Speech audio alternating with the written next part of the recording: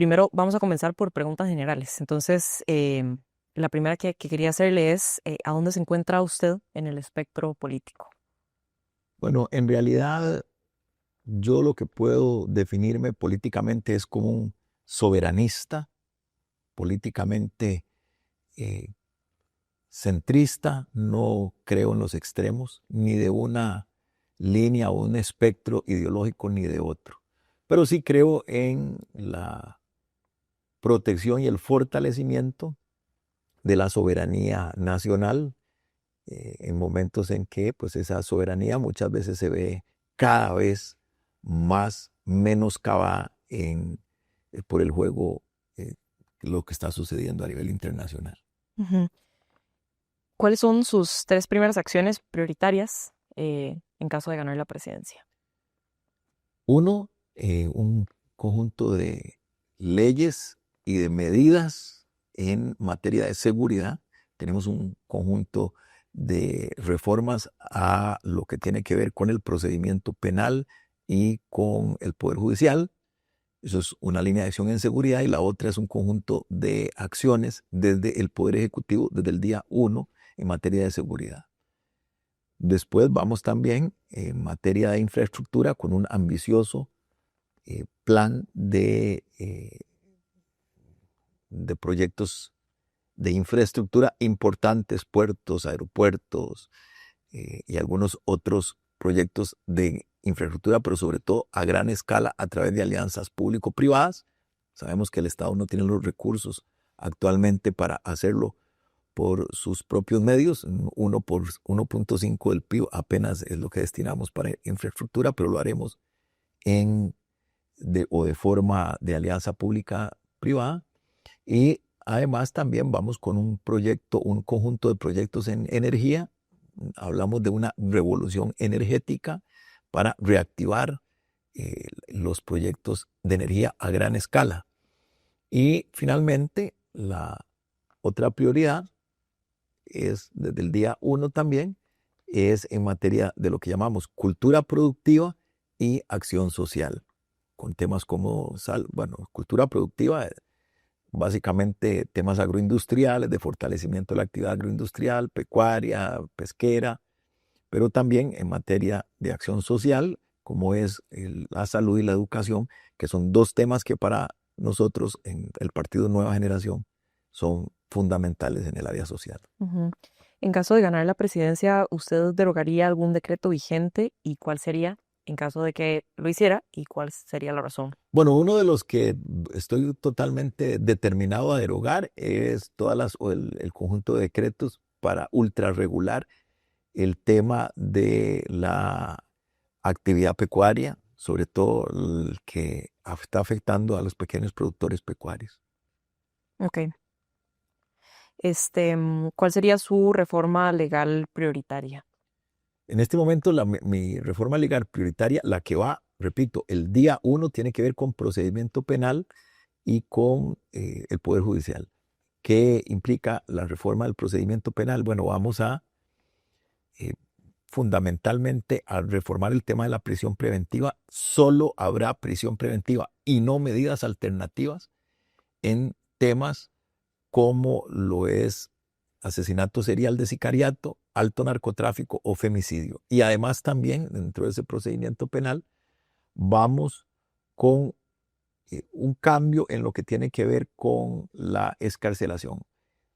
Cuando peligra la vida de la víctima o del testigo en esos delitos de alta peligrosidad, como, repito, asesinato serial en sicariato o cualquier tipo de asesinato serial, femicidio o alto narcotráfico, donde están en riesgo la vida de víctimas y testigos, no procederá la excarcelación provisional.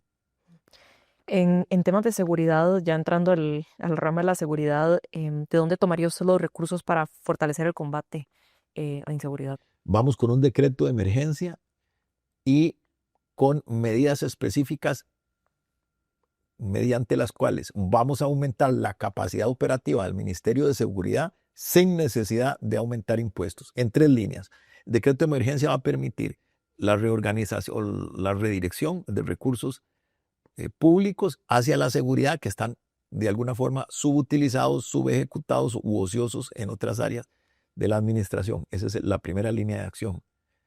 La segunda, por ejemplo, a través de la convocatoria masiva de reservistas que nos va a permitir, ampliar la capacidad o la cantidad de efectivos de la fuerza pública. En el caso de los reservistas son voluntarios, no implica mayor costo para el Estado, y que los vamos a destinar a las labores administrativas en las que actualmente están enfocados nuestros policías y que les quitan tiempo y recursos para combatir la criminalidad, ¿verdad? Entonces, ¿dónde enfocaríamos, por ejemplo, esos reservistas? Bueno, en labores de notificaciones, labores de espectáculos públicos como lo que son, qué sé yo, los clásicos o con grandes conciertos. Eso le quita muchísimo tiempo y recursos y enfoque a nuestra policía. Entonces vamos en esa línea con los reservistas de la fuerza pública. Son formas de potencializar la actividad de combate a la criminalidad sin necesidad de aumentar impuestos y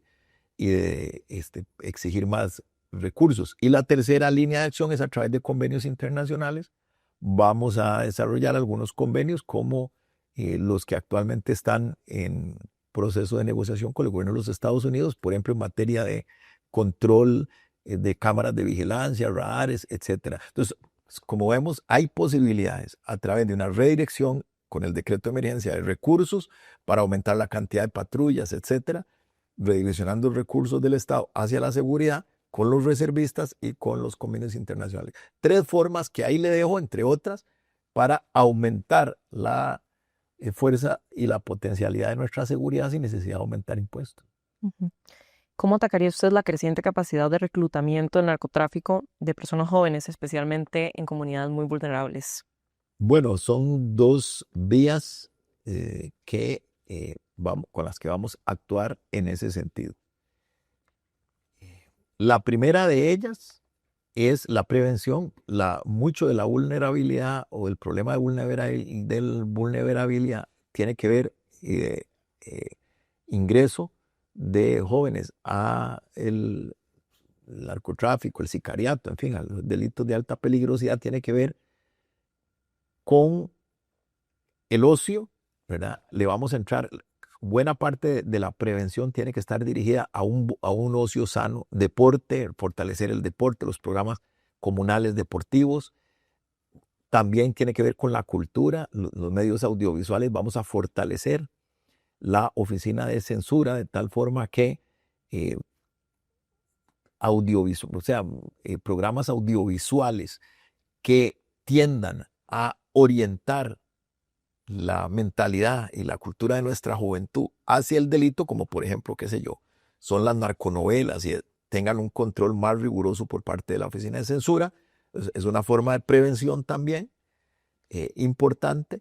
Vamos además con un fortalecimiento de la educación a través de toda una estrategia que tal vez podremos ver después en el aspecto de la mejora educativa y de la ruta de la educación, pero la educación es fundamental en eso también, y con una serie de programas comunales también, sobre todo en las zonas vulnerables y en las zonas que llaman el argot policial, las zonas calientes, donde hay más incidencia de jóvenes en la delincuencia, con programas de cultura, entre otros programas como por ejemplo unos que planteamos en nuestro Plan País, como Costa Rica canta y Costa Rica escribe y Costa Rica actúa. Costa Rica canta y toca, ¿verdad? Con el tema de los instrumentos.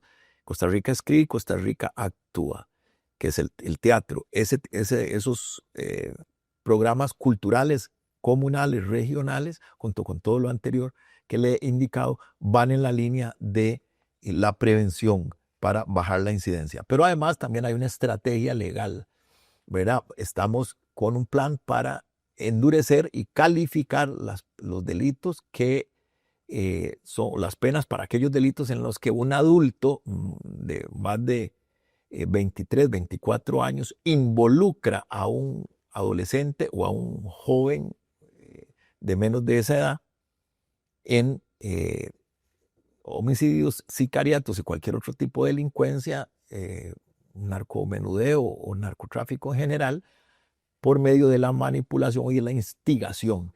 Mucho de lo que estamos viendo en sicariato y en narcomenudeo y narcotráfico en general lo están desarrollando jóvenes de muy poca edad, muy jóvenes, que están básicamente manipulados, dirigidos, o sea, el autor intelectual del delito es un adulto por lo general ya mayor de 25, 30, 35 años. Vamos a endurecer esas penas porque eso va a bajar la incidencia, o sea, vamos a endurecer las penas por ese tipo de autoría intelectual y de instigación, porque es un mecanismo que va a incidir directamente en que los jóvenes no se involucren en el delito. Además, eso es un ejemplo de una medida legal o de un cambio, una reforma legal, entre otros aspectos. Cuando usted dice endurecer, concretamente, Calificar con mayor pena de prisión aquel adulto, ¿verdad?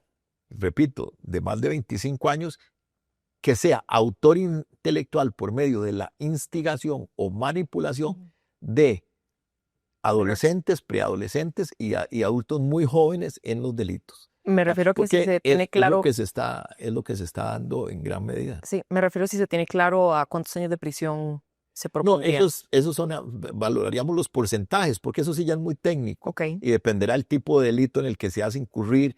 En fin, eso ya no te podría decir exactamente ese detalle porque es un detalle que tiene muchas aristas y que ya pues tendría que analizarse ya técnicamente a la hora de presentar el ok. proyecto. Y rápidamente, nada más para precisar, cuando usted hablaba de la censura de programas que de cierta forma representan violencia, Bu- cuando usted dice, Sí, cultura delictiva, o sea, vamos a ver, una de las cosas más graves y que está provocando mayor daño en la juventud, Natalia, es básicamente la cultura que promociona lo que llamamos la apología, o sea, la promoción del delito. La apología del delito, que además está penado por nuestra legislación ya de por sí, la apología del delito. Pero hay una apología del delito también en los medios de comunicación. Y eso es gravísimo, gravísimo. Le decía que, por ejemplo, temas como las narconovelas que exaltan como si fuesen héroes a emular a figuras, qué sé yo, como estos famosos narcotraficantes, Amado Carrillo, el Señor de los Cielos, o el Chapo Guzmán, o en su momento los narcotraficantes colombianos importantes. Los exaltan, exaltan su estilo de vida, exaltan la vida fácil. Ese tipo de material audiovisual es muy dañino para la ¿cómo se vería juventud. esa censura? Me refiero. Esa censura habría que valorar el mecanismo, pero por ejemplo, vamos a darle más instrumentos a la oficina de censura que tenga más poder para eso, no para otra cosa.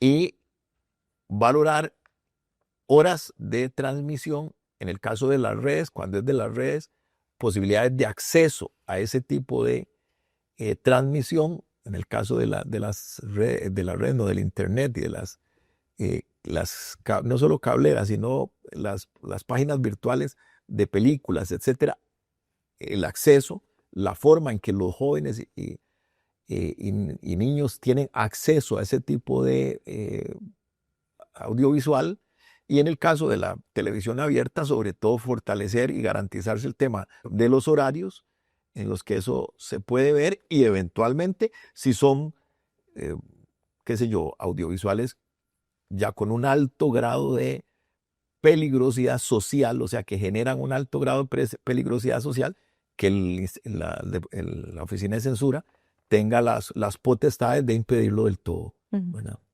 ¿Cuáles acciones tomaría para que el Estado retome el control y el orden de zonas que están actualmente controladas por el narcotráfico? Sobre todo a través de la investigación, eso es fundamental, o sea, lo que se llama labores de inteligencia, a través de la investigación hay que fortalecer todas las dependencias de investigación. Esa es una estrategia. La segunda estrategia es a través de empoderar legalmente, o sea, darle cierta vinculancia mayor de la que tiene, porque prácticamente en estos momentos la tiene en el papel, pero están, como decimos los costarricenses, están pintados en la pared. Vamos a darle mayor herramientas a los comités de seguridad ciudadana. Mire, sabemos que no hay nadie que conozca mejor la situación delictiva de una comunidad que los mismos ciudadanos de los comités de seguridad. Esos son los que saben quién es el delincuente de la zona, saben quién es el narcotraficante, saben quién es el topador, el que distribuye droga, en fin, saben quién es el que roba carros, etc. El comité tiene el conocimiento y muchas veces la información. Vamos a abrir un centro de información policial, entre otras medidas también, para que la información que den los comités de vigilancia, labor de inteligencia, más la labor que de por sí hagan la policía, como el OIJ y otras dependencias, sea vinculante esa información. Vamos además a reactivar muy fuertemente el Consejo Nacional de Seguridad, para que estén involucradas más dependencias policiales, como por ejemplo las policías municipales, dentro del marco de acción y de decisiones del Consejo Nacional de Seguridad, que entre otros aspectos también tendrá, como le dije, ese centro de información policial. Vamos además a aperturar o revitalizar estrategias como los retenes aleatorios. Vamos con la policía de control de drogas en puertos y aeropuertos. Bueno, aunque ahí me escapé de lo que usted me preguntó, porque me decía usted estrictamente de las regiones y de las zonas calientes. Entonces vamos con una estrategia fuerte, general, que tiene que ver estrictamente con empoderar a los grupos de ciudadanos locales de las zonas en situación de vulnerabilidad en seguridad, y también por supuesto, a reforzar la seguridad y la acción policial en temas como el que le dije, de controles de retenes aleatorios, controles fijos en algunos casos. Eh, Estamos dispuestos a implementar todas las medidas que la ley nos permita. Ahora bien, ¿cómo combatiría la infiltración del crimen organizado en cuerpos policiales? Una de las formas que vamos a implementar desde el día 1, y es una de las propuestas que está en nuestro plan de gobierno, es mediante la movilidad. Se ha demostrado que mucho de lo que incentiva la corrupción policial, que es la pregunta que usted me hace, es la estabilidad o la permanencia durante mucho tiempo del policía en ciertas zonas. Terminan esos policías muy amigos terminan amigos o terminan haciendo una relación de amistad con el delincuente, porque hay una relación de habitualidad. Constantemente lo están viendo, muchas veces los detienen varias veces y al final terminan con algún tipo de camaradería o de relación. Esto se acaba cuando hay movilidad de los policías. Eso es una de las medidas que vamos a tomar. Además, también para eso vamos a aumentar el número de efectivos con los reservistas, para que los reservistas también hagan un control paralelo. No es lo mismo cuando, por ejemplo, un retén lo hacen 2, 3 o muy pocos policías, que son más sobornables, digamos, a que si lo hace un grupo mayor de policías, dentro de los cuales vamos a también involucrar, como le dije, los reservistas que vamos a convocar, y que haría o permitiría que los retenes sean prácticamente de alguna forma, no, o sea, no sean vulnerables a la corrupción, estén, digamos que inmunizados con la posibilidad de la corrupción, por las razones prácticas de que cuando hay muchos haciendo los retenes es imposible el soborno, o es muchísimo más difícil.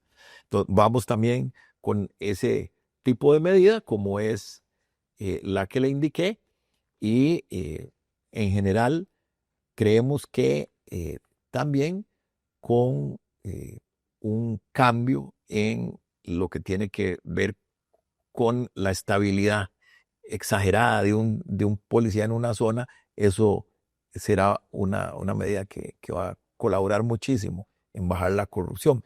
Por supuesto, además, el tercer elemento que es la investigación interna y pues lo que es las labores de inteligencia a lo interno de la actividad policial. En gran medida, dentro de la institución se llega a saber quiénes los policías corruptos. Ya de por sí, nuestro ministerio tiene oficinas que ejercen esa labor de control y eventualmente de sanción. Creemos que hay que fortalecer, reestructurarla. Es lo que en otros países se llama el Departamento de Asuntos Internos, usualmente, que es el departamento que revisa la conducta de los policías. Hay que fortalecer lo que aquí en Costa Rica es el equivalente a ese Departamento de Asuntos Internos para que los mecanismos de supervisión y de disciplina y eventualmente de expulsión de policías corruptos se vea más fortalecido. ¿Cómo fortalecería ese departamento en concreto? Bueno, en realidad nuestra tesis en torno a eso, la acción, es reorganizar los departamentos. Creemos que hay que mejorar los reglamentos y hacerlos sobre todo más expeditos. Nos parece que en materia de control interno es disminuyendo los plazos, los diferentes plazos que se le dan al trámite de las medidas disciplinarias. ¿Qué es lo que sucede? Que muchas veces terminan las medidas disciplinarias siendo nugatorias o estériles porque los plazos son, o sea, el tiempo en que se desarrollan esas investigaciones son muy largos y las sanciones, entonces el policía corrupto se queda durante mucho tiempo. Vamos a disminuir plazos de los procedimientos disciplinarios, digamos, entre otros aspectos. ¿Liberaría usted recursos al OIJ del Ministerio Público para que inviertan más en personal y en sus propios recursos? Sí, por supuesto que nosotros no vamos a cambiar. Lo que le puedo decir al respecto es que nosotros vamos a revertir esa política de restricción de los recursos, sobre todo no solo al OIJ, sino en general a la seguridad. Desde el primer día de gobierno y con el decreto de emergencia valoraré a través de esa redirección de los recursos que he indicado en aumentar en un 1% el presupuesto del PIB, en un 1% del PIB el presupuesto de la seguridad. Llegar a aumentarlo en estos momentos está mucho menos del 1% del PIB, por lo menos aumentarlo en un punto. ¿De dónde se tomarían, perdón, los recursos? Como le dije al inicio, vamos con un decreto de emergencia y vamos a establecer una reorganización, una redistribución en general de los recursos de la administración para meter esos recursos, redirigir esos recursos en dos áreas, la que le indiqué, que es seguridad, y sobre todo en educación también, que es un área, educación y seguridad, dos áreas en las que tenemos que priorizar la redirección de recursos públicos hacia allí. De tal forma que es una labor que corresponderá de reorganización del presupuesto al Ministerio de Hacienda y buscar la elevación, por lo menos como ideal, en un punto. En términos de educación, ya para entrar en este tema, ¿qué medidas concretas solicitaría el futuro ministro de Educación para revertir los bajos resultados en esta área? Bueno, esto es multifactorial, ¿verdad? No es una sola medida la que se pueda tomar. Vamos en una línea de acción en 4 ejes. Primero, vamos con el fortalecimiento, que es en lo que a usted más les interesa sobre la pregunta. Vamos en el fortalecimiento del sistema de evaluación. Creemos que el sistema de evaluación ha venido a la baja, sobre todo desde el año 2006 hacia acá. Tenemos ya varias décadas de tener un departamento de evaluación con políticas educativas muy laxas y de alguna forma sin que sea, y escúchese bien, sin que se vea desde una perspectiva punitiva, o sea, de castigo, la evaluación, pero sí hay que mejorar los sistemas evaluativos. Creemos que estamos fallando y la prueba de que estamos fallando en los sistemas de evaluación es que estamos evidentemente bajando en las calificaciones de las pruebas PISA. Pero además también vamos a fortalecer digámoslo así, la orientación vocacional de los estudiantes. Muchos estudiantes no tienen la suficiente motivación para sacar altas calificaciones o tener un buen promedio de evaluación, porque muchas veces la orientación vocacional de la actividad de estudiantil que ejercen no es la que a ellos les apasiona, ni es incluso en la que ellos querrían desarrollarse. Eso está demostrado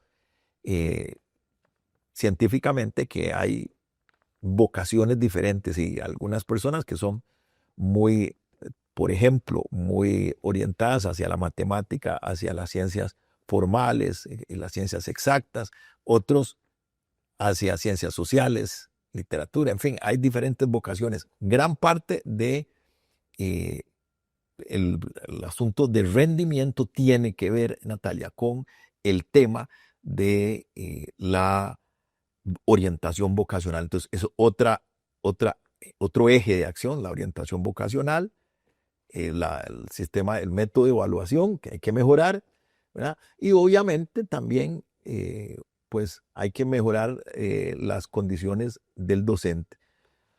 El docente es fundamental para que haya una buena educación y en ese sentido vamos a, en la medida de lo posible, a mejorar las condiciones del docente. De hecho, gran parte del problema, la queja de los docentes, en las giras que he tenido la oportunidad de hablar con docentes, la gran queja de los docentes es con medidas, decretos, leyes como la 9.999, por ejemplo, que les ha quitado muchísima autoridad y hasta un sentido de autoestima, de prestigio, de valoración social al docente frente a la comunidad. Y eso incide directamente en su accionar y entonces vamos con una línea de empoderamiento al docente, de devolverle la autoridad y sobre todo de facilitarle su trabajo. ¿A qué me refiero con facilitarle su trabajo? Bueno, con eliminar muchas de las labores que en este momento desenfocan al docente de lo que a nosotros nos interesa, que es la formación académica o docente. Y hoy usted ve que muchísima de la carga laboral del educador, aunque parezca extraño, no tiene nada que ver con la docencia.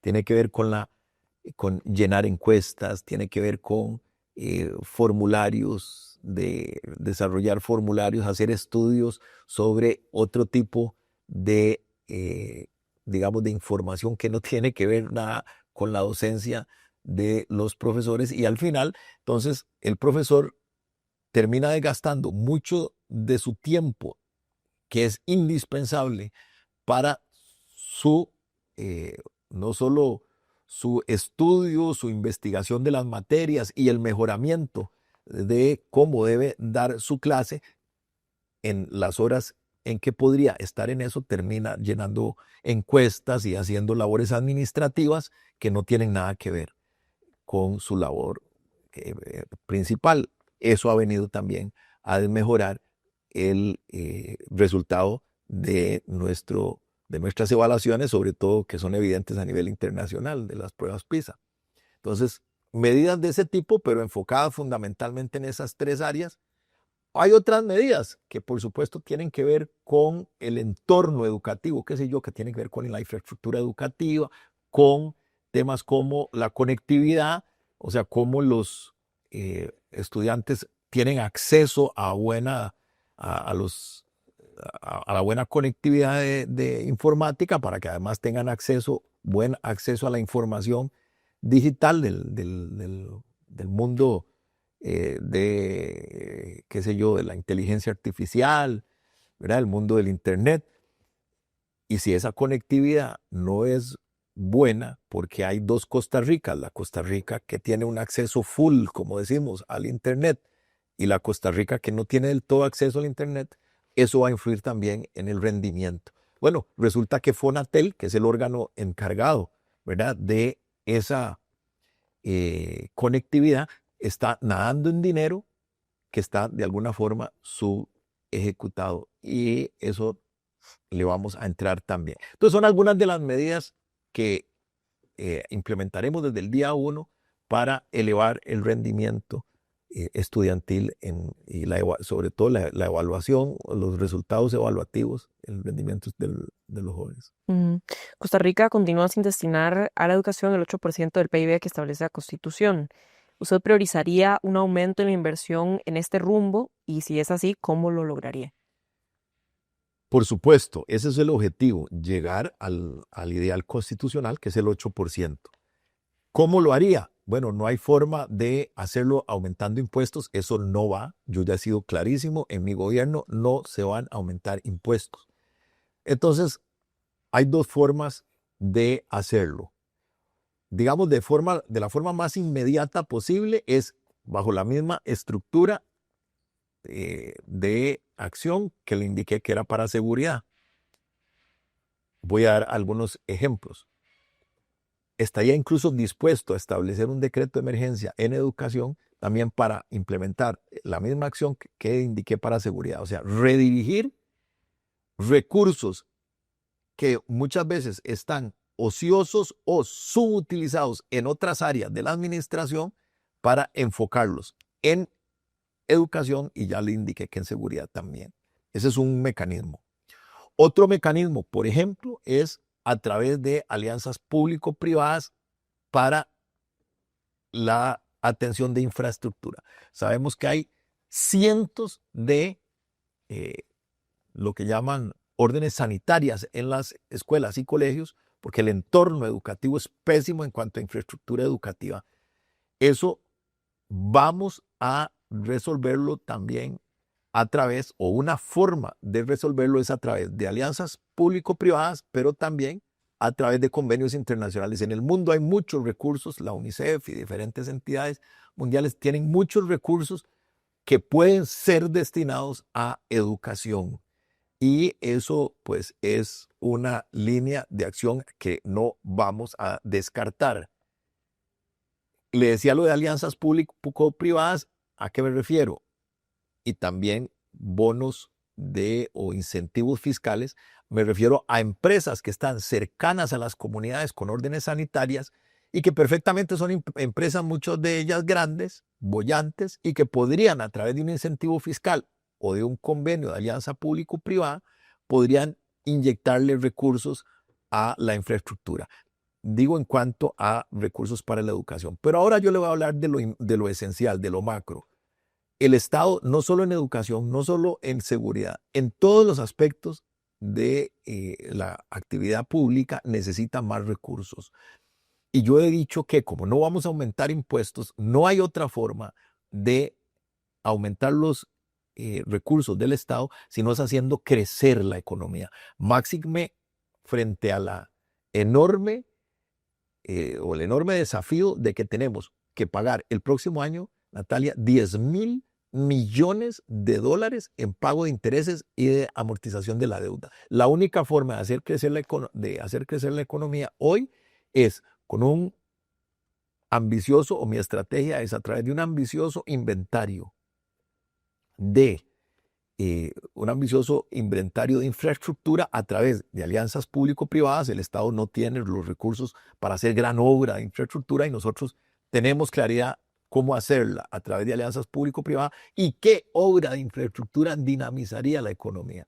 Eso es lo primero. Lo segundo es que vamos con un importante proyecto de energía y con una reversión de la cultura productiva, o más bien una reversión de la cultura de las importaciones masivas que tienen deprimida nuestra actividad productiva y que vamos a revertir para fortalecer la cultura productiva. Entonces, 3 ejes de acción. Cultura productiva, revirtiendo las importaciones masivas, sobre todo en áreas en que somos buenos como las agroindustriales. Vamos con un fortalecimiento energético y vamos con infraestructura a gran escala a través de APPs. Esas 3 ejes de acción nos van a permitir indudablemente aumentar el potencial de la economía, dinamizar la economía y el desarrollo, más recursos, más riqueza en el país, que significan obviamente más recaudación de impuestos, porque sin necesidad de aumentarlos, cuando se genera más recursos en una economía, el Estado recauda más y eso nos va a permitir enfrentar también el desafío de la educación. Mencionaba usted antes que sobre las brechas tecnológicas, ¿verdad? Entre los estudiantes y para profundizar un poco más en esto, ¿cómo resolvería usted ese tema de desigualdad educativa? Concretamente, las brechas tecnológicas que usted brevemente mencionaba antes, sin embargo, ahora profundizar cómo resolvería estas brechas. Bueno, hay 3 líneas de acción para disminuir la brecha educativa. Una primera línea de acción tiene que ver, como lo he indicado, con la conectividad. Una segunda línea de acción que establece nuestro plan de gobierno es el acceso de la tecnología a no solo las zonas más deprimidas, en las zonas rurales, porque hay 2 Costa Ricas. Está la Costa Rica rural, que es un mundo muchas veces o una realidad, a diferencia de la Costa Rica central o vallecentrista. Entonces, vamos con el fortalecimiento de la tecnología en las zonas rurales, con mucho mayor inversión tecnológica, y también en las zonas urbanas centristas o vallecentristas, donde hay una enorme, digamos que, vulnerabilidad social, o sea, en situaciones de riesgo y de pobreza, escuelas y colegios pobres.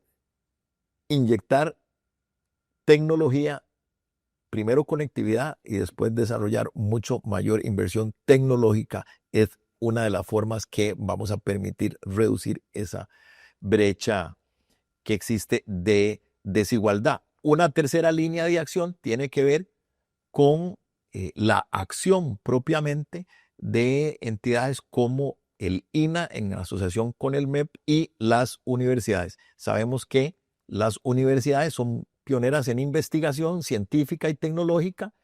El INAH es una institución con muchos recursos y que puede, por ejemplo, implementar programas junto con el MEP, como el que planteamos en nuestro plan, que es el programa de idiomas virtuales, la Plataforma Nacional Virtual de Idiomas, que va a ser un mecanismo de acortamiento de la brecha, porque eso nos va a permitir, que se iniciará desde el día 1 de nuestro gobierno, nos va a permitir generalizar masivamente la enseñanza de un segundo y un tercer idioma. Natalia, hoy los jóvenes están aprendiendo un segundo y un tercer idioma, los jóvenes que tienen acceso a los recursos económicos a través de plataformas digitales, incluso muy famosas algunas en el Internet. Bueno, nuestros jóvenes de escasos recursos y sobre todo el sector de la educación pública no tienen acceso a esas plataformas digitales porque sus padres no les pueden pagar esas plataformas digitales. Vamos en un asocio o en una coordinación entre el INAH y el Ministerio de Educación Pública, vamos con un programa de plataforma virtual nacional que le va a permitir a estudiantes de colegio, a estudiantes de escuela, que tengan acceso, escuelas y colegios, a esa plataforma de aprendizaje. Es una de las herramientas demostradas que están haciendo una revolución en la enseñanza de los idiomas, las plataformas virtuales en donde los jóvenes interactúan, ¿verdad?, con agentes que muchas veces son inteligencia artificial, o en otros casos pueden ser personas que estén manejando las plataformas y que les ayudan a la enseñanza de una forma muy célere, muy acelerada. Entonces, esas 3 líneas de acción están contempladas, entre otras, en nuestro plan de gobierno eh, o como mecanismos o estrategias para disminuir temas como la brecha de desigualdad en educación. En cuanto al tema ya pasando al siguiente, economía y situación fiscal, consultarle si usted impulsará la creación, derogación o cambio de impuestos y cuáles serían en caso de eliminarlos. He dicho claramente que más impuestos no, sí creemos que hay que eliminar, vamos a ver, el 98% de los ingresos públicos, o sea, del erario público, Natalia, son de 15, nada más, números menos, números más, nada más 15 impuestos. Tal vez un poquito más, un poquito menos. Tal vez se me escapa el número exacto, pero es alrededor de 15 impuestos. Según un análisis que yo había hecho en un documento que yo preparé que se llamaba Costa Rica Eficiente y Moderna. En ese programa, en esa investigación, perdón, que yo hice años atrás, ahí determinamos que prácticamente en Costa Rica eran solo 15 impuestos los que determinaban el ingreso del 98% de los recursos. Eso es una línea de acción, una de las estrategias de acción.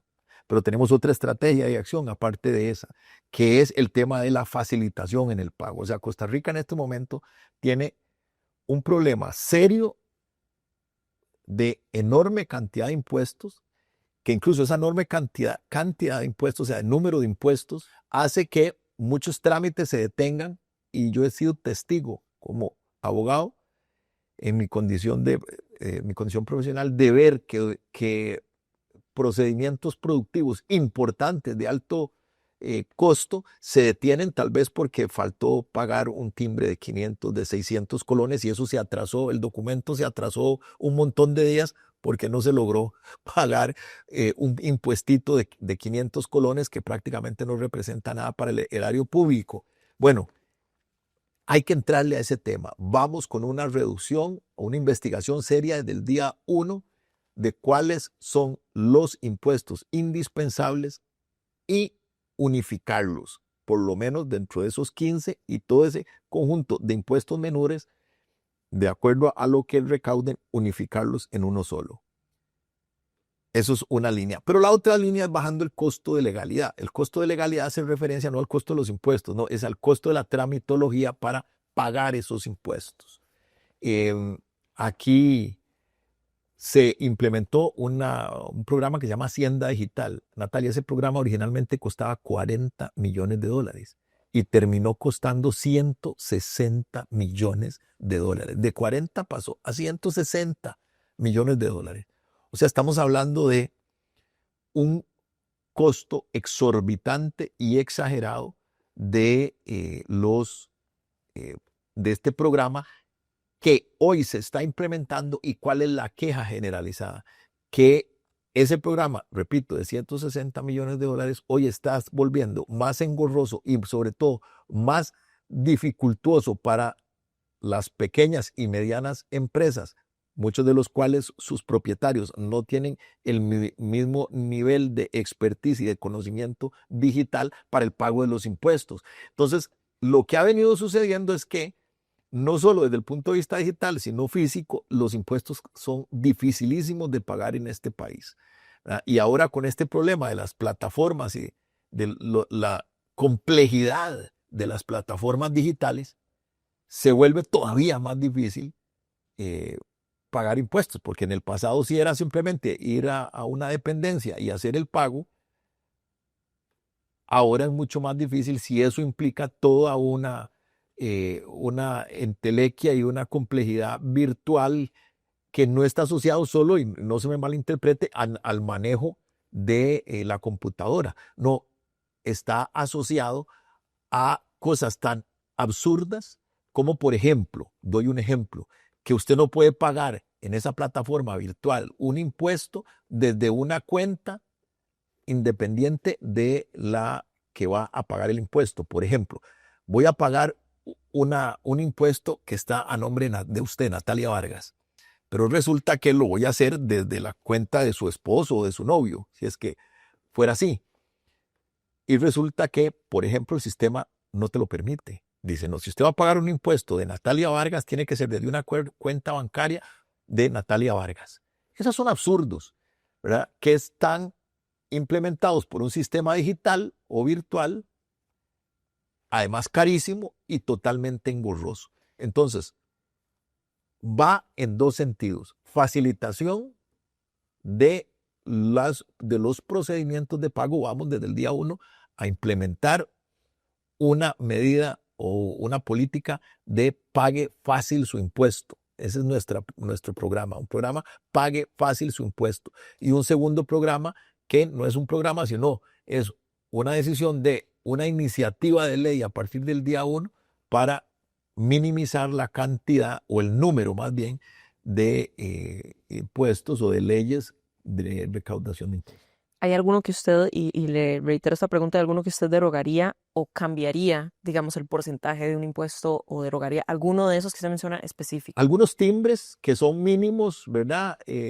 Lo que haría es unificarlos. Yo no le estoy diciendo que le voy a quitar, qué sé yo, a las dependencias o los gremios algún tipo de timbre que es indispensable para algún tipo de gestión que ellos realizan. Pero mire, empezando porque eso ya ni siquiera va a los gremios muchas veces, va a la caja única del Estado. Al final lo que les dan son migajas.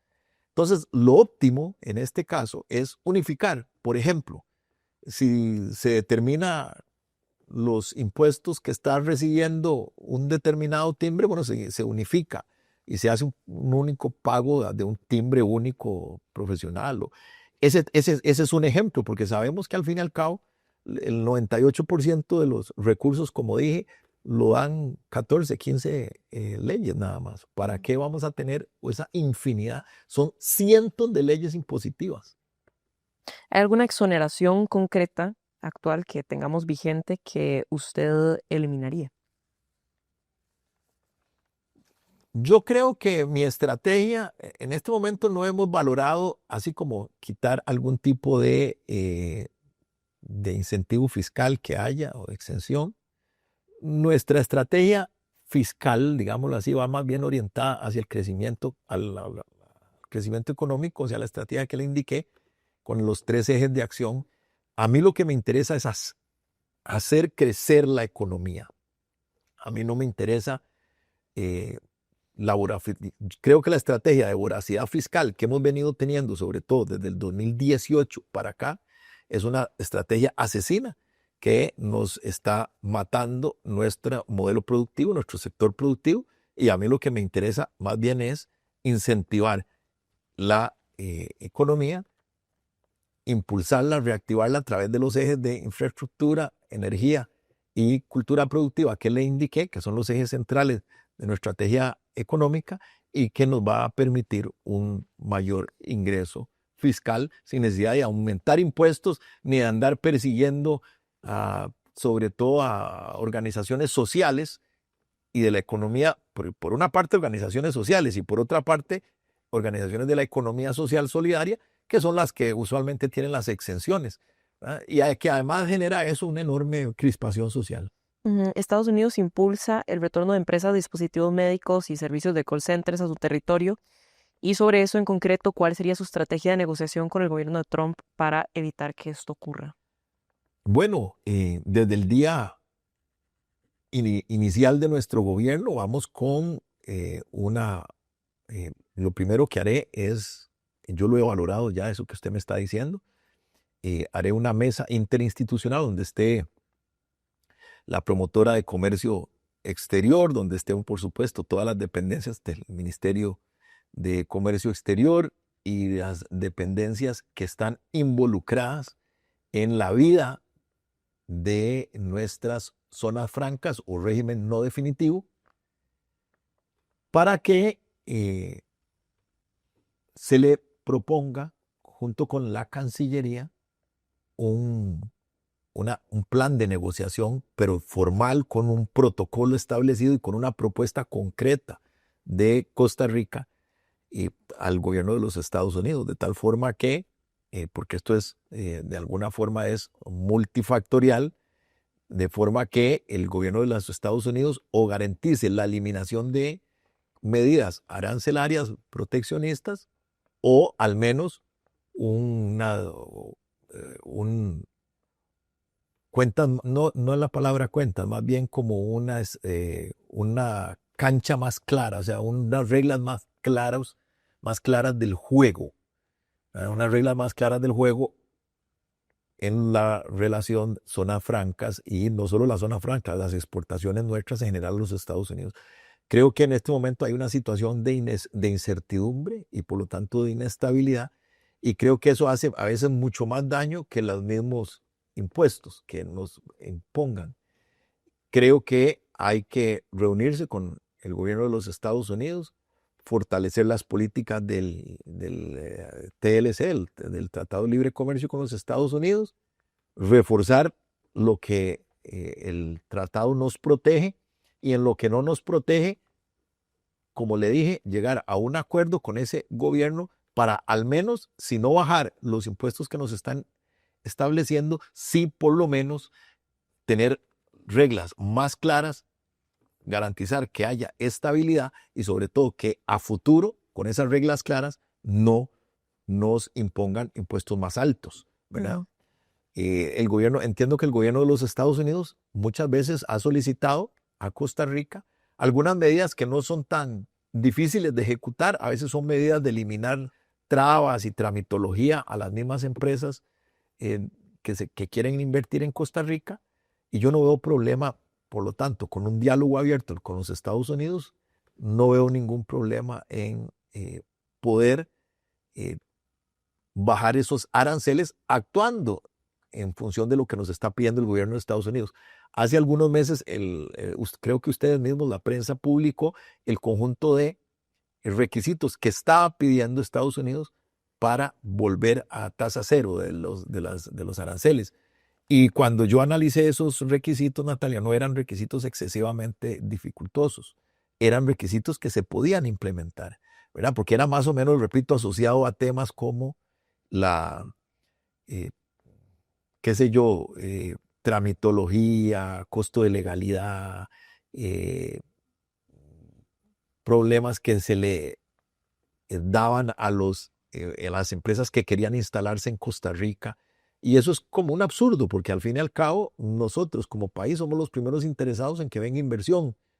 Y lo paradójico es que lo que estaba pidiendo Estados Unidos es que se eliminaran trabas a la misma inversión de empresas estadounidenses en Costa Rica, ¿verdad? Entonces, ¿por qué no implementar, sentarse, dialogar y en la medida de lo posible, si esas trabas se pueden resolver, pues resolverlas y bajar, si no a cero, a casi cero los impuestos y los aranceles, y que ya nuestras zonas francas no estén en una situación de riesgo? Ahora bien, la inseguridad del tipo de cambio están teniendo efectos negativos en el sector turismo.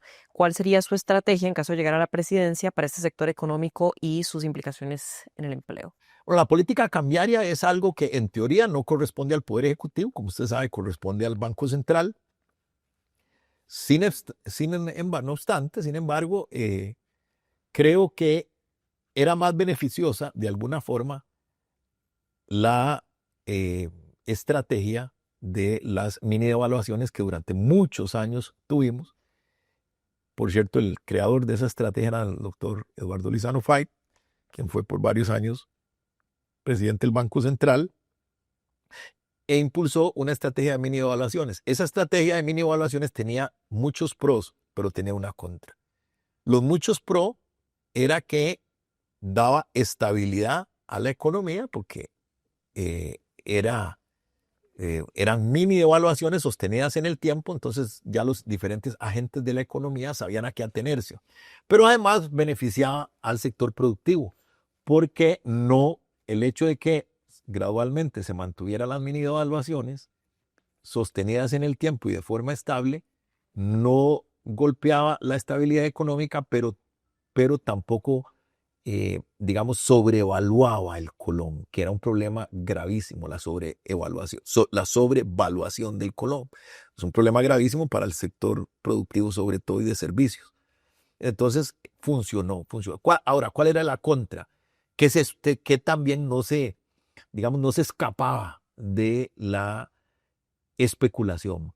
¿Por qué? Porque entonces, el que tenía colones, sí, el que tenía colones sabía que si compraba dólares a un determinado, continuando con las mini devaluaciones, a un determinado periodo de tiempo, iba a tener, si compraba dólares, iba a tener, esos dólares iban a valer más, ¿verdad? Prácticamente con el paso del tiempo. Entonces se especulaba con eso. Entonces había gente que jugaba y que vivía comprando dólares con el objetivo de venderlos más caros, digámoslo así, en colones, tiempo después. Eso era digamos, era el punto negro, digámoslo así, o la situación que era inconveniente para la estrategia de las mini devaluaciones. Pero era peor el sistema de bandas. ¿Cuál sería concretamente su Y estrategia? aún peor el sistema de que tenemos actualmente de la sobrevaluación, que ya el colón no se mueve, pero está hipervaluado y estamos matando al sector productivo. Creo que hay que valorar, si usted me pregunta mi estrategia, hay que valorar volver al sistema de mini devaluaciones que nos da estabilidad a todos y que no afecta tampoco a la persona que gana en colones, pero establecer un mecanismo de regulación para que la especulación en compra y venta de dólares se desestimule. O sea, que en función de esa mini devaluación no esté la gente comprando y vendiendo dólares para jugar con esa devaluación en el mercado. Pero de momento mi convicción es que volver a ese sistema es lo que hace el resultado más beneficioso para el sector productivo. Sí, entiendo entonces que usted no está de acuerdo con la forma en la que el BCR del Banco Central está manejando el tipo de cambio. En este caso lo que tenemos es una sobrevaloración del colón. No estoy de acuerdo porque primero igual es una política que podría resultar especulativa, ¿verdad? Porque en cualquier momento igual puede subir y entonces habrá gente que se harán millonarios cuando la información de que va a subir el dólar fluya o se filtre. Y por otro lado están dinamitando el sector productivo y de servicios. ¿Cómo planea usted reactivar la actividad económica de empresas locales que crees que carecen de incentivos fiscales para producir? Bueno, yo he venido hablando de el retorno a la cultura productiva y estoy determinado de eso. Uno de nuestros principales objetivos, más bien, es sobre todo en el área agroindustrial. Y le voy a dar con el ejemplo del sector agroindustrial más o menos en los mecanismos que tendríamos de acción en general para el sector productivo. Primero es que, si bien es cierto, nosotros creemos en la libertad comercial y la libertad comercial internacional, creemos que esta política pública del gobierno de estimular indebidamente las importaciones en temas en los que, o más bien en productos en los que somos buenos, como los agroindustriales, es una política absolutamente errada y la vamos a revertir. Esa va a ser nuestra primera estrategia. Vamos a detener la ruta del arroz, que usted me preguntó algunos de los decretos que detendríamos. Bueno, ese es uno, la ruta del arroz. Vamos a detener las políticas de importación masiva de papa, de cebolla, de lácteos.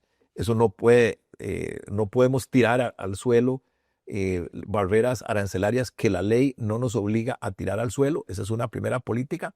Pero además vamos también con una política, en el caso agroindustrial, pero que se refleja que es aplicable a otros sectores. Vamos a una política de inyección de tecnología, en el caso de la labor agraria y agroindustrial, con parques agroindustriales. Creemos en la necesidad de organizar al sector agroindustrial y que sea el mismo Estado, a través de convenios con universidades y con dependencias que desarrollan investigación científica y tecnológica, esos parques agroindustriales ofrezcan inyección tecnológica a todo el sector productivo. Entonces vamos a tener parques agroindustriales manejados con tecnología de universidades, de entidades como la Escuela de Agricultura de la Región Tropical Húmeda o el CATIE, solo por darle algunos ejemplos, que le van a inyectar tecnología y lo que se llama el cómo hacer o el know-how a organizaciones agroindustriales o a entidades o agricultores unidos en organizaciones, porque eso es algo fundamental, la organización, llevar a la organización a la actividad productiva, como lo han logrado, por ejemplo, los cafetaleros con Icafé o los bananeros con Cormana. Bueno, hay que llevarlo a todos los sectores para poder inyectar esa asistencia tecnológica de forma masificada, pero de forma estructurada con organización. Vamos también con una política de bajar el costo de la energía. O sea, tenemos la decisión de implementar lo que se llama en doctrina económica el sistema económico nacional, que significa a grandes rasgos es inyectar en los sectores primarios de la economía, como es lo que tiene que ver con energía. Algo que es fundamental, Natalia, para levantar la actividad productiva es bajo costo de energía. Vamos con proyectos geotérmicos, a levantar proyectos geotérmicos y proyectos eólicos, que es parte de nuestra estrategia de energía, para que por lo menos se garantice también que la energía es barata y que no hayan apagones como estuvieron a punto de existir días o años atrás, hasta muy pocos años atrás, y lo que nos salvó fue el invierno que cayó. Entonces, energía, inyección de tecnología, que eso es fundamental para elevar los rendimientos y la productividad. Otro eje es bajar el costo de legalidad. Al sector productivo lo mata el costo de legalidad. ¿Qué es el costo de legalidad? Toda la tramitología, lo que tenemos que gastar, sobre todo los pequeños empresarios y medianos empresarios, porque todavía las grandes empresas tienen departamentos legales y departamentos financieros para eso. Pero las pequeñas empresas y las medianas empresas, a usted las mata la regulación excesiva, las mata la tramitología, es lo que llamamos el costo de legalidad. Eso es fatal para la pequeña y mediana empresa. Entonces, vamos también con una estrategia en lo que tiene que ver con trámites con costo de legalidad. El costo de legalidad no me refiero a los impuestos. Los impuestos son parte del costo de legalidad, pero sobre todo el costo de legalidad hace referencia a regulaciones.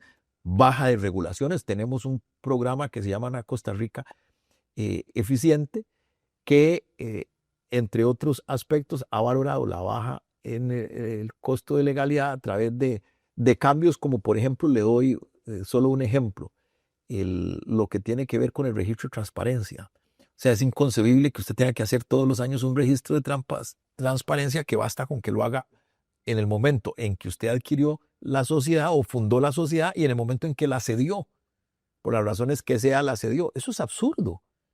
Ese trámite. Y eso es solo un ejemplo. Así, Natalia, está abarrotado el sistema público y la relación empresa, productiva, Estado, está abarrotado de trámites de ese tipo. Para pasar al tema de movilidad, quería consultarle cómo va a atender usted el colapso vial, con cuáles recursos y cuál sería la estrategia. Son 4 ejes de acción en lo que tiene que ver con... Serían 2 medidas puntuales para esta problemática en concreto. Bueno, una es, voy a darle seguimiento al tema del el tren. Vamos a incentivar el teletrabajo, es otra medida, y vamos a pensar también en otras alternativas como son los teleféricos, que han tenido mucho éxito en ciudades como Guayaquil o Medellín. Y también vamos con una política de infraestructura en cuellos de botella, a acelerar la eliminación de cuellos de botella en lo que tiene que ver con la infraestructura, o sea, los cuellos de botella de acceso, sobre todo a las urbes. Entonces son, digamos, ahí le di 4 líneas de acción. Una, vamos a continuar con el proyecto del tren urbano, ojalá aumentarle a etapas sucesivas ese proyecto de tren. Vamos con el teleférico, vamos a fortalecer medidas como el teletrabajo y el repoblamiento de las zonas urbanas. Eso desestimula la movilidad. Y vamos también con un proyecto de infraestructura para eliminar cuellos de botella urbanos de acceso a las urbes. En la Ciudad de México, por ejemplo, lo resolvieron a través también de alianzas público-privadas, a través de carreteras alternas, sobre todo aéreas, que te permitían cruzar de un punto a otro la ciudad de forma muy ágil, pagando pues un peaje mensual, y que te permitían, sobre todo por vía aérea, te permitían cruzar de un punto a otro. Pero bueno, eso implica una infraestructura muy cara, y esa infraestructura no va a ser posible hacerla a través de las vías ordinarias del Estado, tiene que ser por alianza público-privada.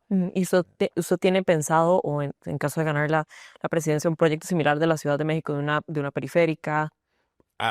Estamos valorando eso, porque esto está dentro de la estrategia esta que le dije, de eliminación de cuellos de botella de acceso urbano, o sea, acceso vial, ¿verdad? Eso es un tema que es a valorar, y que podría implicar, o que debe implicar, sobre todo una ruta aérea, como lo hizo Ciudad de México. Ciudad de México tiene varias rutas aéreas que son de pago y que te permiten trasladarte de un punto a otro sin, pues, eludiendo más bien los cuellos de botella urbanos. Ujú.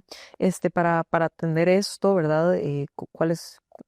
¿De dónde saldrían los recursos, digamos? Bueno, en el caso es el más caro que le dije, que es ese que le mencioné. Eso es a través no hay otra forma que hacerlo a través de concesión de obra pública, alianzas público-privadas.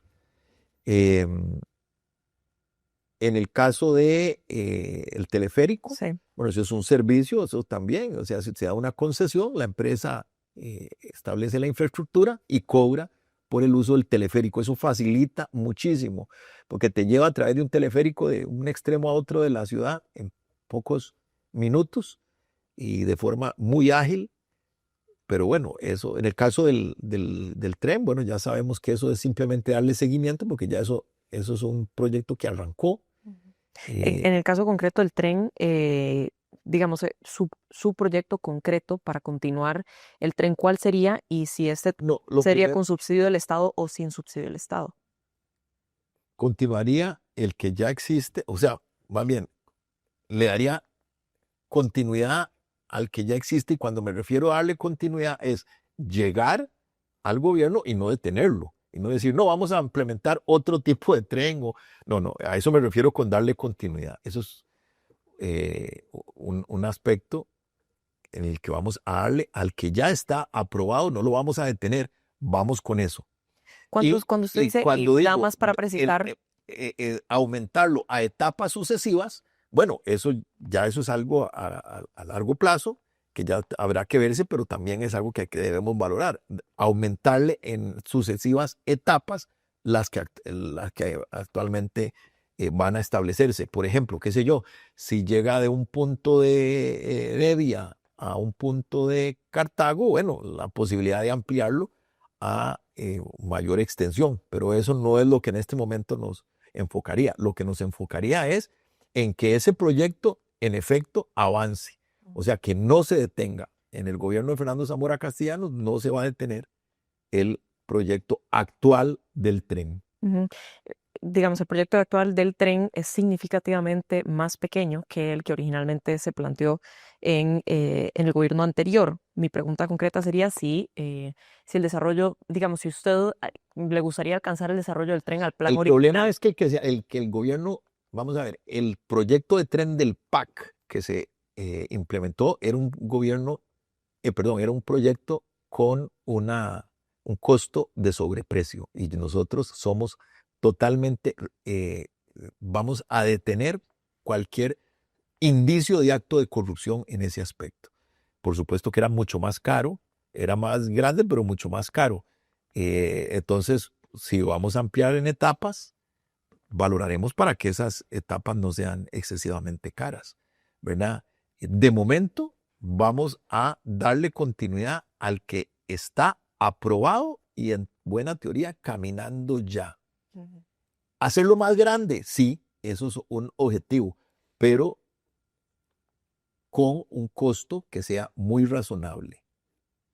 Y ese Eso mismo, es algo que no solo lo aplicamos para el tren. En general, si vamos a hablar de concesión de obra pública, que está muy satanizada precisamente por los sobreprecios, Natalia, está satanizada por lo que pasó en la Ruta 27, por lo que pasó en San Ramón, por lo que ha pasado en Caldera. O sea, se ha satanizado la obra pública porque, ok, muy bien, muy eficiente, pero a precios leoninos. y usted Entonces, el proyecto del tren también lo impulsaría a través de alianzas público-privadas. como se está bajo la misma estrategia que se está implementando, Ok, en cuanto al tema de pensiones, ¿qué medidas específicas propondrá para evitar la quiebra de las pensiones del IBM? son varias medidas, porque no solo una sola puede sacarnos de este problema. Digamos que voy a enumerar 4 rápidamente. Primera, vamos con el proyecto de pensión consumo. El proyecto de pensión consumo es una probabilidad que permitiría no solo financiar, meterle recursos al sistema de pensiones, sino incluso meterle recursos a las pensiones no contributivas. Eso sería fantástico. Y la pensión por consumo, aclaro contundentemente que no es un proyecto mío, es un proyecto de don Walter Cotto, que nos ha dado el apoyo. En el caso de pensión consumo, no vamos a, por supuesto que desde ningún punto de vista vamos a aumentar el impuesto de venta. Manteniendo el impuesto de venta, vamos a destinar un porcentaje del impuesto de venta para que las personas, cada vez que compran y que pagan la factura del impuesto de ventas, se les recaude un porcentaje de esa factura. Esto, ¿qué vamos a lograr? Además de inyectarle recursos al régimen de pensiones. Téngalo por seguro que vamos, Natalia, a aumentar el ingreso fiscal. O sea, cada ciudadano se convertirá en un recaudador de impuestos, porque en el momento en que usted sepa, que es joven, que usted sepa que cuando va a hacer una compra, que compró una botella de agua que le costó 800 colones, y que esos 800 colones del impuesto de ventas, aunque sea un pequeño porcentaje, va a su cuenta individual, eso la va a usted a motivar desde la compra más mínima de una botella hasta la compra más grande, que es, qué sé yo, una refrigeradora que le cueste X cantidad de dinero. Usted va siempre a garantizarse no solo en pedir la factura, sino que esa factura esté debidamente acreditada a su cuenta y por lo tanto al sistema tributario. Eso va a elevar el nivel de ingresos. La estrategia de pensión por consumo va a elevar. Pero usted me va a decir, pero el régimen no contributivo de la gente que tiene poco o nula compra, bueno, ¿quiénes pagan también el impuesto al valor agregado? Las empresas y los turistas. Entonces, los turistas que pagan y que no van a estar dentro del régimen de pensión, y las empresas que tampoco están dentro de ese régimen de pensión, el dinero de las facturas por impuesto de ventas que cancelan turistas y empresas, ese porcentaje que no va individualizado al ciudadano va a acreditarse al régimen de pensiones no contributivo. ¿Para qué? Para que podamos ampliar el universo de personas beneficiadas con pensión y que nunca han cotizado. Entonces, ese es un mecanismo muy efectivo de fortalecer nuestro régimen de pensiones. Esa es la primera estrategia. La segunda estrategia, vamos a establecer algunos programas como el de pensión consumo. Hay uno de ellos, unos programas para fortalecer el sistema de pensiones, uno de ellos que implica la atracción de inversionistas, de ciudadanos inversionistas por pensión. O sea, que su inversión, hoy sabemos que hay ciudadanos inversionistas ciudadanos residentes que logran la residencia. ¿Por qué? Porque inyectan capital al sistema digamos, a la economía.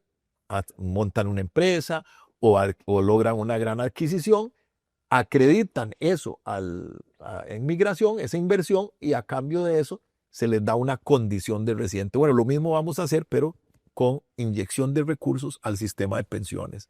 Y en este caso, además, nos facilita más o es más amigable todavía el esquema, porque eso va a motivar que también hayan jóvenes inversionistas que inviertan en el esquema de pensión, que vengan a residir con altos niveles adquisitivos y de recursos y que sigan inyectando mes a mes al sistema de pensiones. La tercera línea de acción para fortalecer el régimen de pensiones es detener la sangría que estamos teniendo de inversiones de pensiones en recursos fuera del país. Eso es una barbaridad y de alguna forma refleja la especulación y el abuso que se ha venido haciendo en la administración de las pensiones. Como sabemos, con los últimos años se ha facilitado o se ha permitido que los recursos de las pensiones, en lugar de invertirse en Costa Rica, por ejemplo, en materia de infraestructura, se inviertan en la bolsa, en los mercados bursátiles de los países desarrollados. Y ahí ya se ha perdido mucho dinero en esa especulación, porque los mercados bursátiles es especulación. Vamos a detener eso y vamos más bien a fortalecer la inyección de recursos del régimen de pensiones en nuestra infraestructura, lo que va a permitir no solo total seguridad de aquello en lo que invierten el sistema de pensiones, sino además un mejor retorno a los pensionados de sus ahorros, porque la pensión al fin y al cabo es un ahorro, un mejor recurso a través de nuestra capacidad de creación de infraestructura a gran escala. Estamos con esas dos importantes líneas de acción también en lo que tiene que ver con pensiones. Y finalmente, en materia de pensión, como es bien sabido, la esencia del problema de pensiones radica en digamos que la inversión de la pirámide de natalidad. Costa Rica en este momento, como usted bien lo sabe, porque es uno de los principales problemas del país, tiene una tasa de reposición poblacional de solo 1.3 niños por mujer. O sea, en otras palabras, no se está reproduciendo la ciudadanía. Cuando la ciudadanía no se reproduce, no hay sistema de pensión que aguante. Entonces, eso tenemos que revertirlo. Y para eso, pues, hemos pensado en un conjunto de estímulos. Bueno, primero que todo, la detención de las campañas de esterilización, porque ya eso es el colmo. O sea, en un país que está prácticamente despoblándose, pensar en que el Estado desarrolle campañas de esterilización es un absurdo. ¿A qué me refiero? Y quiero dejar esto claro porque esto tratan de manipularlo para hacerlo polémico y no tiene nada de polémica. No me refiero a impedir que un hombre o una mujer que no quiere tener hijos, impedir que no los quiera tener. No, por supuesto. Si una pareja no quiere tener hijos, está en su plena libertad de no tenerlos. Esta política la vamos a mantener. Lo que no aceptamos es que, como sucedió sobre todo en los 8 años del gobierno del PAC, que el Estado se involucre fomentando la esterilización y fomentando políticas que estimulan la esterilización. Eso es diferente. Una cosa es respetar la libertad de las personas y otra cosa es influir en la voluntad de las personas para que no tengan hijos, que es lo que se estuvo haciendo sobre todo en los 8 años del PAC, con campañas masivas de esterilización y donde se tocaban puertas. Esas campañas en mi gobierno no van porque eso está afectando también indirectamente el sistema de pensiones. Vamos por el contrario en la medida de lo posible, a planear una serie de estímulos, ¿verdad? Y de incentivos que no necesariamente sea recursos del Estado, que no los hay, para que nuestros jóvenes les sea más fácil establecer familias. Eso tiene que ver con una política de vivienda que tenemos a través de crédito joven y crédito especial para vivienda y algunas otras políticas que implican, por ejemplo, redes de cuidado ampliadas a zonas de trabajo, etcétera, etcétera. Pero bueno, ya eso es algo mucho más amplio. En cuanto al empleo, porque ahorita vamos a hablar de vivienda, en cuanto al empleo, consultarle porque, bueno, en el país hay grupos excluidos del mercado de trabajo por su baja calificación. Entonces, ¿qué pretende hacer en caso de ganar la presidencia para brindar oportunidades laborales a estas personas? De escasos recursos, ¿listo? ¿Cómo Sí, es? pero no, personas que están excluidas del mercado de trabajo por baja calificación. Bueno, es un tema de fortalecer la capacitación y fortalecer el sistema educativo. Eso en gran medida, eso está, o sea, vamos a ver, las personas que terminan excluidas de la producción formal, ¿verdad? Y que terminan en el sector informal de la economía. Cuando me refiero al sector informal de la economía es, qué sé yo, que terminan vendiendo chicles o buscando formas de hacer comercio al minoreo básico y que sobreviven con eso. Eso tiene que ver mucho con, como usted bien lo dice, con problemas de capacitación. Entonces, nuestra línea en este sentido de estratégica es el fortalecimiento de la educación pública, porque es además personas que no tienen acceso a la educación privada. Entonces, lógicamente, porque hay gente sobre todo en condiciones de vulnerabilidad muchas veces. Entonces, vamos con el fortalecimiento de la educación y aquí la respuesta yo se la daría cuando dé una respuesta al tema educativo, que ya más o menos di varias aristas de respuesta, pero básicamente la forma de reducir el empleado que no logra conseguir trabajo en el sector formal de la economía y que se va al informal por un problema de educación, no queda otra solución que a través de un fortalecimiento de la educación, del modelo educativo, que nosotros tenemos todo un plan para eso. ¿Usted está de acuerdo con reducir las cargas sociales para impulsar el mercado laboral? Bueno, es una posibilidad que habría que valorar. Yo estoy más orientado hacia la línea de fortalecer la economía, pero habría que valorar sobre todo ciertos rubros en lo que tiene que ver con las cargas públicas, ciertos rubros que podrían resultar no tan indispensables y que si bajamos esos rubros de cobro, hay una posibilidad de estimular el empleo, ¿verdad? Porque pues, baja el costo de la carga pública, eso estimula el empleo y la producción. Ahora bien, eso es un tema que a hoy yo, como con las herramientas que yo tengo como candidato, simplemente no tendría la posibilidad estadística y de investigación para decirle cuáles. Pero en el gobierno yo le aseguro que yo valoraría estudiar rubros de nuestras cargas públicas que podrían reducirse. Sí, estoy dispuesto a estudiarlas. Y esos rubros, eventualmente, en caso de eliminarlos, ¿cómo sustituiría esos recursos en caso de que también, bueno, generen ganancias a instituciones de ayuda social? Por eso, habría que, como ya le dije, habría que determinar que necesariamente sean rubros, o sea, de alguna forma prescindibles, ¿verdad? Si usted me habla de un rubro imprescindible que tenga que ver con la asistencia social, ¿verdad? Pues obviamente no podría eso eliminarse. Ok. En cuanto a inversión social, la Defensoría de los Habitantes es un llamado a revisar la estructura institucional orientada a atender poblaciones vulnerables. ¿Usted está de acuerdo con el cierre o fusión de instituciones?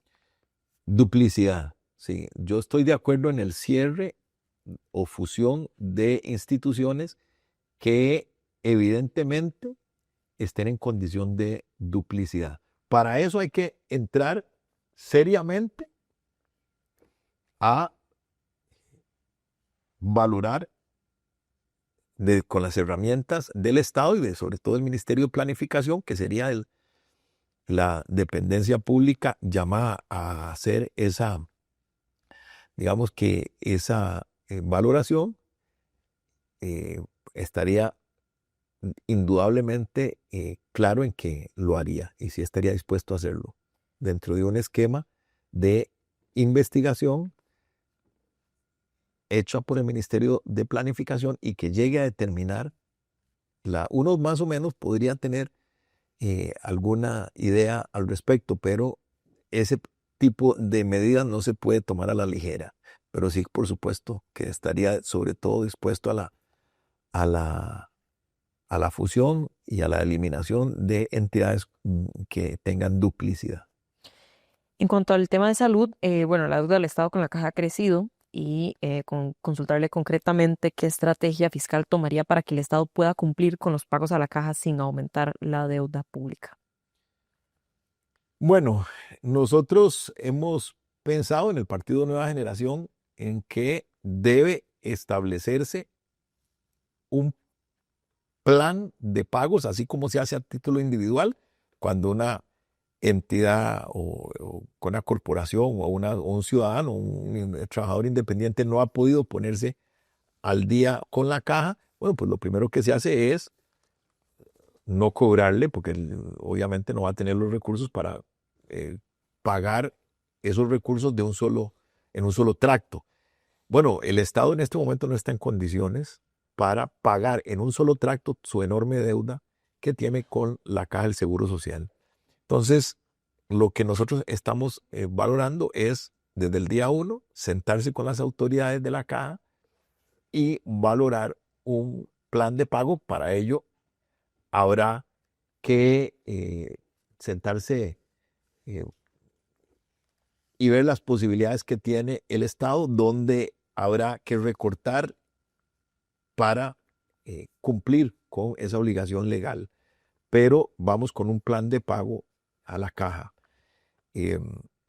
Sobre todo, y en esto quiero quedar claro, sobre todo, ¿por qué ese plan de pagos? Porque nosotros estamos convencidos de que nosotros vamos a poder pagar ese plan de pagos si implementamos la, eh, la estrategia de desarrollo que le he mencionado, de dinamización de la economía a través de infraestructura, cultura productiva, los 3 ejes de acción y revolución energética. Sabemos que vamos a levantar los recursos del Estado, vamos a dinamizar la economía. El Estado se le van a inyectar mucho más recursos con esa dinamización, y ese plan de pagos que nosotros vamos a hacer para cancelarle la deuda a la caja, estamos absolutamente convencidos de que vamos a poder llevarlo a buen término.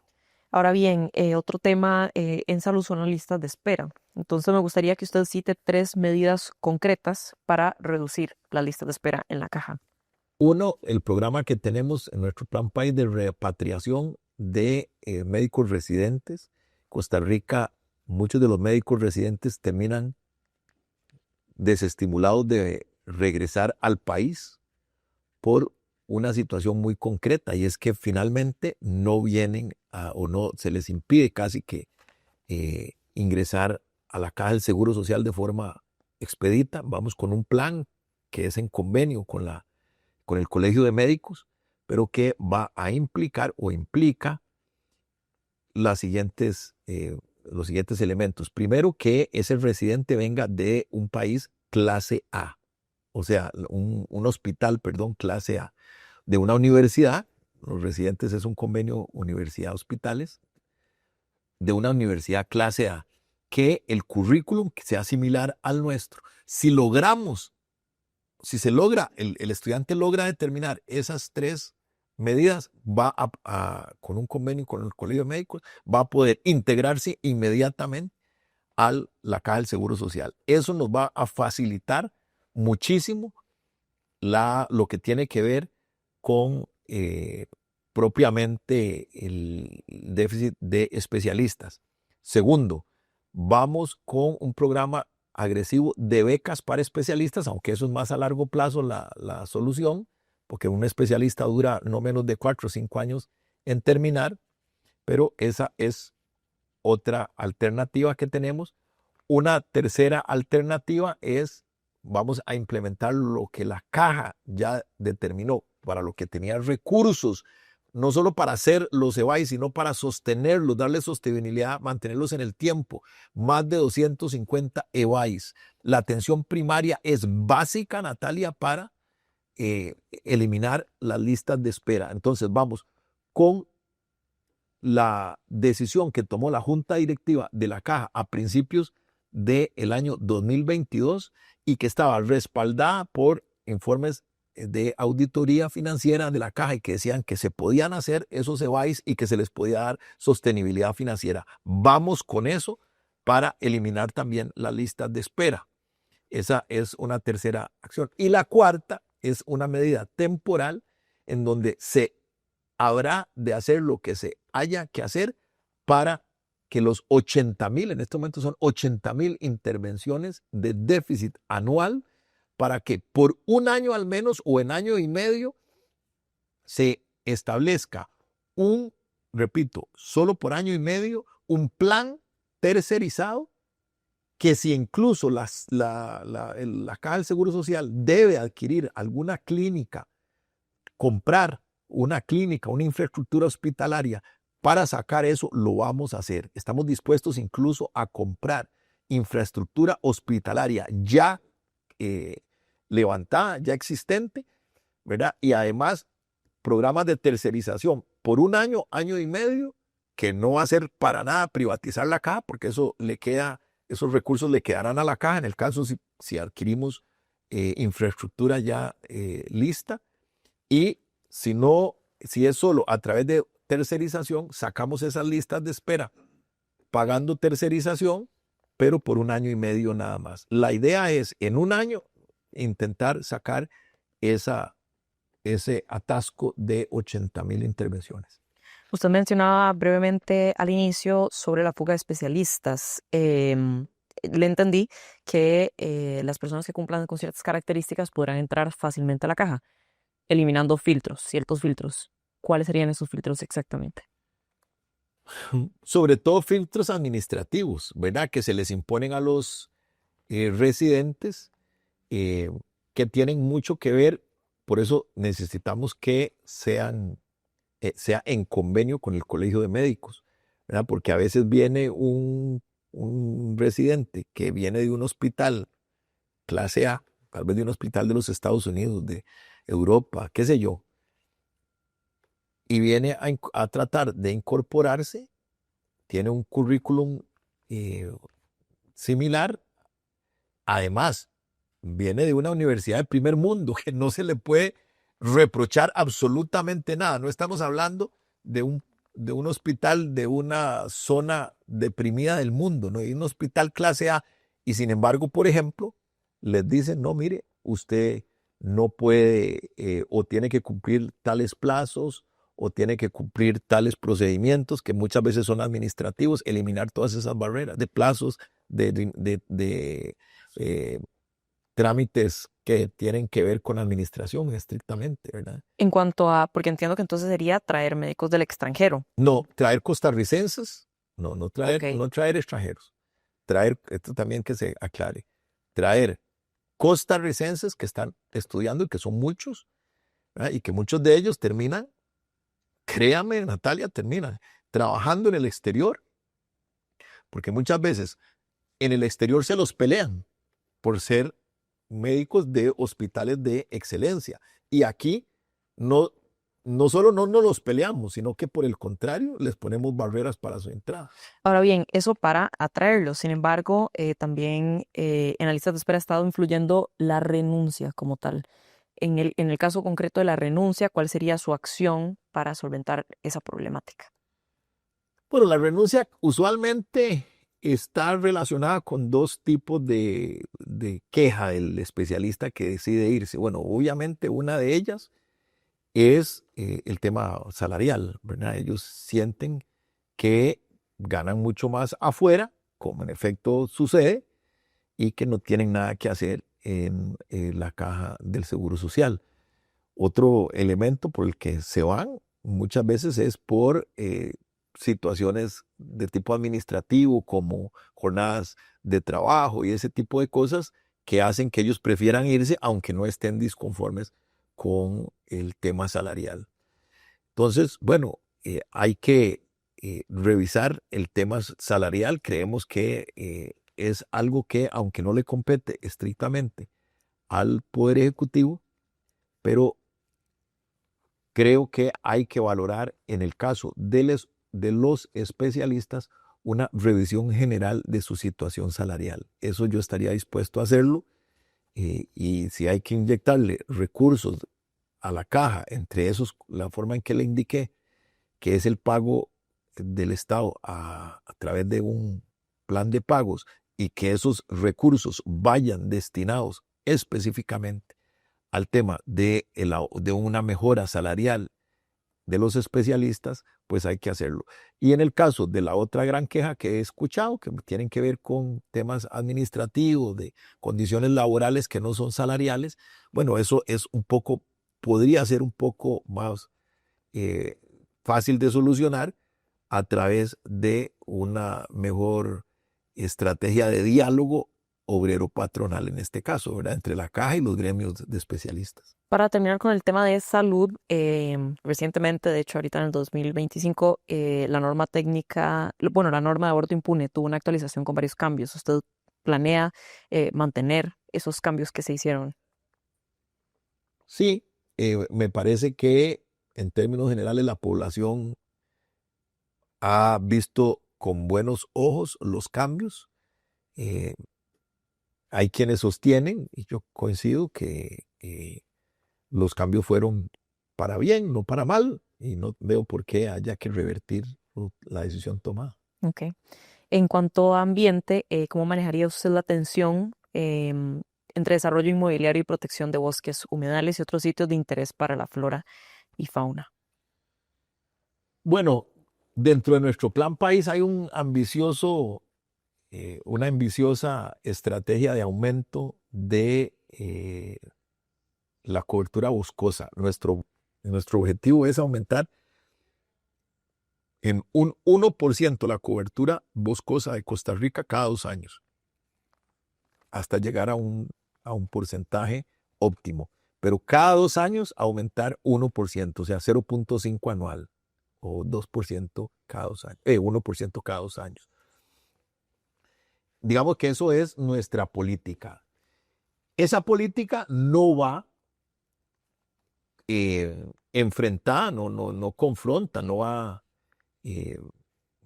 tiene por qué resultar, no tiene por qué contrariar el desarrollo inmobiliario. Lo que está mal es el desarrollo inmobiliario en zonas que resultan protegidas, como ha sucedido con este gobierno, en donde lo han pillado de cambiando estatus de protección ambiental de zonas y de lugares protegidos y de reserva, y entonces los han pillado de forma indebida, variando el estatus de protección para meter ahí proyectos de inmobiliarios de grandes intereses, sobre todo de alto capital. Eso es lo que está mal. O De sea, hecho, el desarrollo, vamos a ver, el desarrollo inmobiliario es una falacia decir que el desarrollo inmobiliario es enemigo de la reforestación o del bosque. Lo que sí es enemigo del ambiente son los desarrollos inmobiliarios ejecutados en zonas que son protegidas o que son ambientalmente relevantes. y sobre el caso concreto de Gandoca Manzanillo, consultar si usted está de Ese es el acuerdo. ejemplo. Sí, de Ese es acuerdo el con ejemplo. reducir el área de protección. Claro, exactamente. Ahí está un ejemplo. O sea, Sí, usted no estaría de acuerdo. El bosque no es enemigo de la... ¿Por qué? Porque cuánto terreno no boscoso tenemos para desarrollo inmobiliario. Muchísimo. Miles de hectáreas para desarrollo inmobiliario tenemos todavía, sobre todo en las zonas costeras. Aquí en la zona urbana y en valles centrales hay menos, pero en las zonas costeras hay una infinidad de terreno para el desarrollo. Lo que no está bien es tomar zonas protegidas, bosques que sabemos que son primarios y desarrollar y cumplirle a los amigotes, ¿verdad? Y a los socios que tal vez algún tipo de financiamiento han dado a la campaña. Eso es atroz. Ok, nos quedan nada más 2 preguntas y la penúltima sería que si usted cree en los efectos del cambio climático y qué puede hacer Costa Rica para atenuarlo. Mire, el cambio climático debe enfrentarse como se ha enfrentado a través de la historia. Y nosotros tenemos 2 líneas de acción no solo en el cambio climático, sino en el ambiente. La primera, el plan de cobertura boscosa que ya le indiqué, ¿verdad? Eso, sé que bosque ayuda muchísimo a todo lo que tiene que ver con clima, con el mejoramiento del clima. El bosque es un aire acondicionado natural, como se dice coloquialmente. Pero la segunda estrategia con la que siempre el ser humano ha enfrentado el problema del cambio climático es a través de la infraestructura para enfrentar la hostilidad de la naturaleza. La hostilidad de la naturaleza no es algo nuevo. O sea, eso es algo que ha existido a través de la historia. La humanidad ha vivido con hostilidad climática. ¿Y cómo la ha enfrentado? Con embalses, con canales, con reservorios, con diques. Hay una enorme variedad de mecanismos para enfrentar los embates de la naturaleza que han sido a través de la historia. O sea, eso es algo que no es nuevo. Lo que pasa es que lo que es nuevo es que el Estado dejó de prever y de invertir en prevención infraestructural frente a los embates de la naturaleza. Ese es el gran problema. Ahora bien, don Fernando, ¿qué puede hacer concretamente Costa Rica para atenuar el cambio climático, digamos, como tal? Bosque, aumentar la cobertura boscosa y aumentar la infraestructura la infraestructura sobre confrontar, digámoslo así, o enfrentar los embates de la naturaleza, reservorios, embalses, canales de agua. Urge desarrollar infraestructura para el cambio climático. O sea, en esencia, bosque e infraestructura para el cambio climático. En realidad, el tema de el desafío global del cambio climático como tal es algo en lo que esta pequeña tierra de más de 50,000 kilómetros cuadrados poco puede hacer en relación a lo que hacen otros países, pero por lo menos nosotros sí tenemos que hacer nuestra tarea que va en esas 2 líneas de acción en las que se dejó de trabajar. Cobertura boscosa, ampliación de la cobertura boscosa y sobre todo infraestructura para el cambio climático. Ahora bien, finalmente en vivienda, entre 2023 y 2024, las viviendas en condición de precario aumentaron en un 44% y pasaron de 14.335 a 20.611, según la radiografía de la tendencia de vivienda en Costa Rica 2024. En ese mismo periodo, los bonos de vivienda cayeron de un promedio anual de 12.000 a poco más de 8.000, mientras el FODESAF redujo en un 20% las transferencias al BAMBI. ¿Cómo promovería usted el acceso a la vivienda? Sí, en este momento estamos en más de 150,000 el déficit primario de vivienda. O sea, cuando me refiero al el déficit primario es del todo personas que no tienen vivienda del todo, que carecen de vivienda. Y si ya nos vamos a las viviendas en malas condiciones, o sea, personas que sí tienen vivienda pero en malas condiciones, el déficit es cercano a los 500,000. Bueno, nosotros tenemos una estrategia que tiene que ver con la reforma al BAMBI, hacer del BAMBI un banco realmente de segundo piso que deje de competir en la captación de recursos con los agentes que son de primer piso, ¿verdad? O sea, con las entidades gestionadoras del bono de vivienda y los que desarrollan, por supuesto, también los proyectos de bien social. Eso además, aunado a que el Bambi no haga doble fiscalización de los proyectos, eso atrasa muchísimo. Esa doble fiscalización puede atrasar hasta 1 o 2 años usualmente los proyectos de vivienda o más. ¿Quién debe fiscalizar esos proyectos de vivienda? Bueno, los debe fiscalizar la entidad, las mutuales o las entidades crediticias que aprueban en primera instancia el proyecto de vivienda. No tiene ningún sentido que se deba o que se requiera una doble aprobación, o sea, la aprobación de la entidad financiera y además la aprobación de un banco de segundo piso que no tiene nada que estar haciendo un banco de segundo piso en aprobación de los proyectos de vivienda. Eso es una responsabilidad del agente de primer piso, o sea, el agente que atiende directamente la asignación del crédito. Entonces, esa es otra medida de reforma a el Bambi. Es indispensable porque eso va a darle mucha mayor fluidez a los recursos y también al trámite de los bonos y de los proyectos, perdón, de vivienda.